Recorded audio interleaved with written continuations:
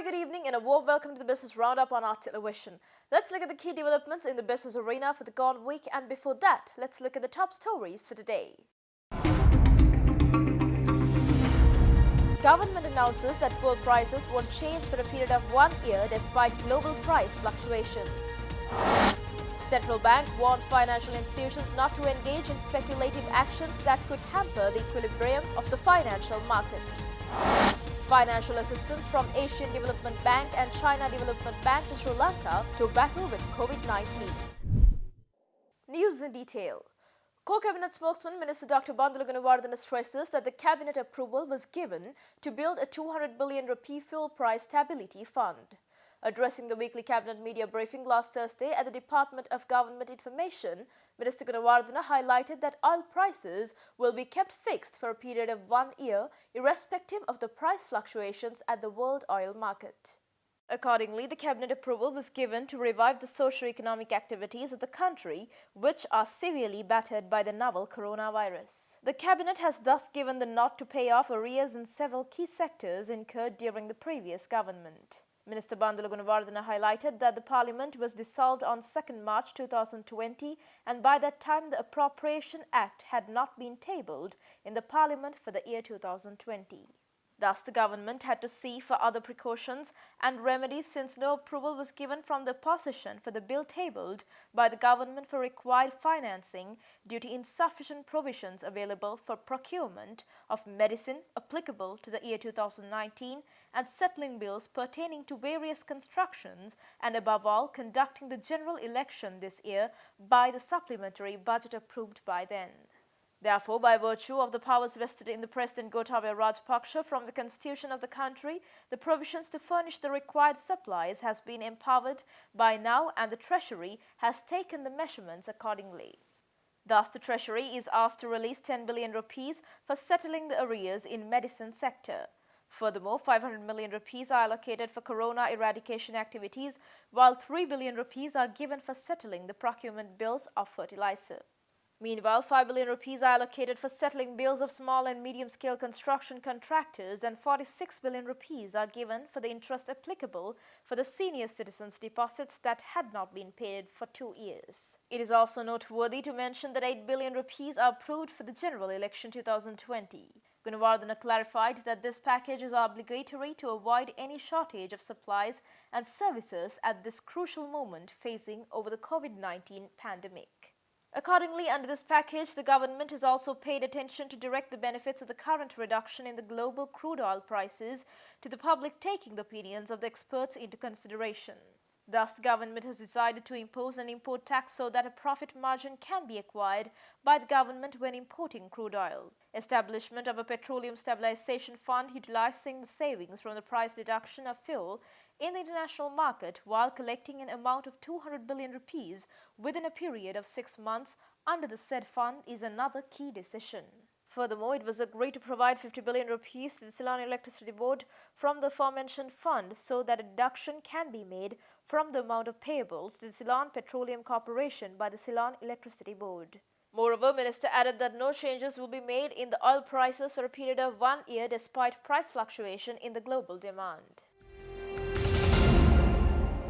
Central Bank reduced the standing deposit facility rate and the standing lending facility rate of the Central Bank by 25 basis points with effect from last Tuesday, concerning the slowdown in domestic economy. Central Bank has also reduced the statutory reserve ratio on all rupee deposit liabilities of licensed commercial banks by 1% to 4% with effect from the current reserve maintenance period. At an urgent meeting to review the monetary policy stance of the Central Bank of Sri Lanka, held on 16th March 2020, the Monetary Board has decided to reduce policy interest rates by 25 basis points and the statutory reserve ratio by 1 percentage point.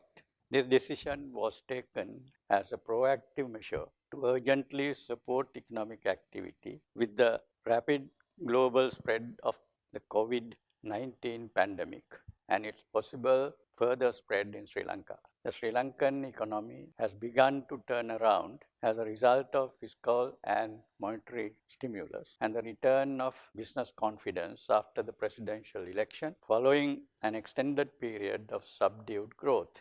However, it is increasingly evident that domestic economic activity during the year 2020 would continue to be affected by the spread of the pandemic.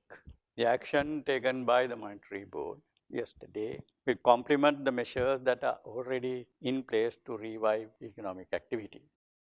Central Bank Governor Professor W.D. Lakshman highlights that the financial institutions of the country should not engage in speculative actions which could hamper the equilibrium of the financial market.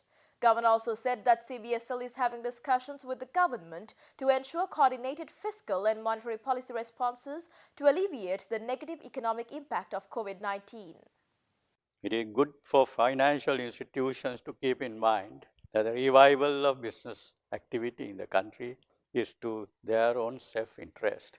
We have also requested financial institutions to refrain from engaging in speculative activity which could lead to panic in the financial markets. We are working closely with the government to ensure coordinated fiscal and monetary policy responses to mitigate the economic impact of the pandemic. The well-tested business continuity arrangements of the central bank will be triggered as and when required to prevent any disruption to cash and electronic transactions of the general public and ensure the timely settlement of liabilities of the government and the central bank.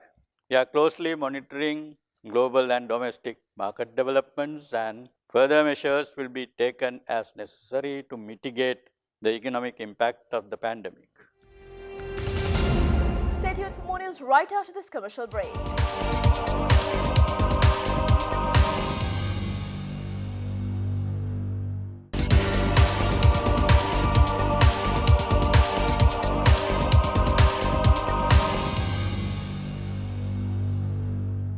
Welcome back after the break. The Asian Development Bank last Thursday announced a $6.5 billion initial package to address the immediate needs of its developing member countries as they respond to the novel coronavirus pandemic in a number of countries of the world.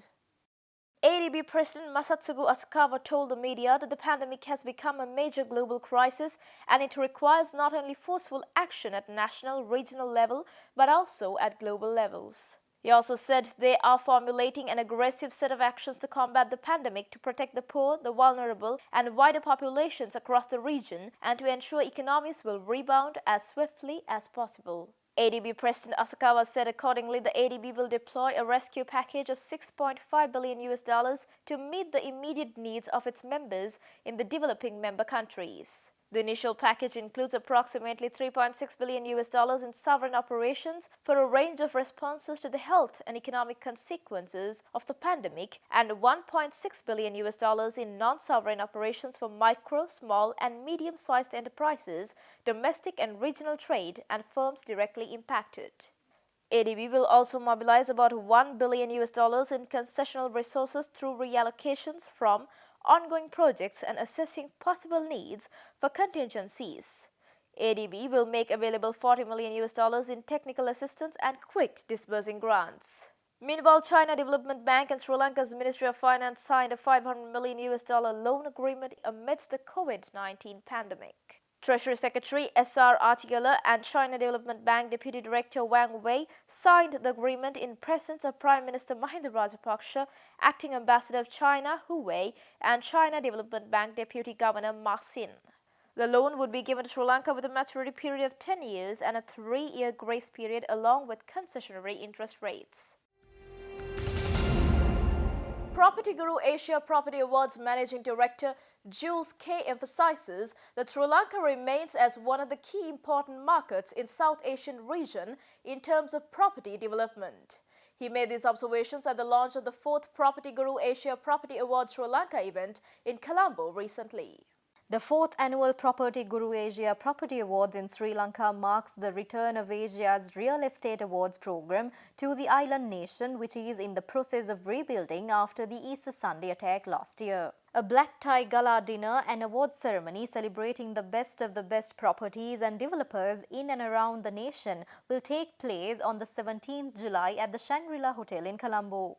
Competitive categories for the 2020 Property Guru Asia Property Awards Sri Lanka will search for the finest developments in not only the capital Colombo but also the country's southern, central and northeastern provinces. We launched the Property Guru Asia Property Awards Sri Lanka 2020, which is now the region's largest and most respected real estate series, covering some 15 markets across Asia. And Sri Lanka remains one of our key important markets in terms of property development in the residential, commercial, retail and hospitality sector. We're here to show our commitment to Sri Lanka as a key market. Last year, obviously, with the Easter attacks, there was a slowdown in the property market here, but we still had entries for the regional awards from Sri Lankan developers. And in fact, we also announced one of the best of Asia winners from Sri Lanka last year. So the Sri Lankan market still remains very much one of the key markets in the Asia Property Awards series. Meanwhile, addressing the same event, Paramount Realty Director and Chief Executive Officer Dr. Nirmal De Silva brought forward the challenges, new trends and future prospects associated with the real estate sector. I think over the last 2 years, there has been certain emerging pockets within South Asia that has seen considerable demand. So in the commercial real estate segment, we've seen a lot of improvements and a lot of investment savviness in the co-working spaces and the office space requirements. Similarly, affordable housing, affordable apartments have been a talk of the town. We see that in Sri Lanka as well. Typically, apartments less than 20-25 million has had considerable continuous demand even during tough times, because as you know, in Sri Lanka we typically do have a housing problem, and over the next decade we'll continue to have that problem. And the fragmentation of land in Sri Lanka means that you can't continue building single unit dwelling units anymore.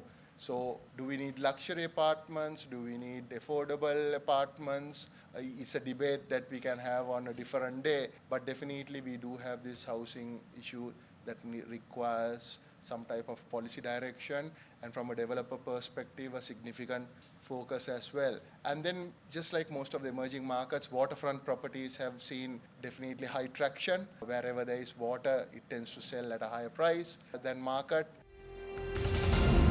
The government allowed the Airport and Aviation Services Sri Lanka Limited to go ahead with the halted project of extension of the Bandaranaike International Airport Terminal 2.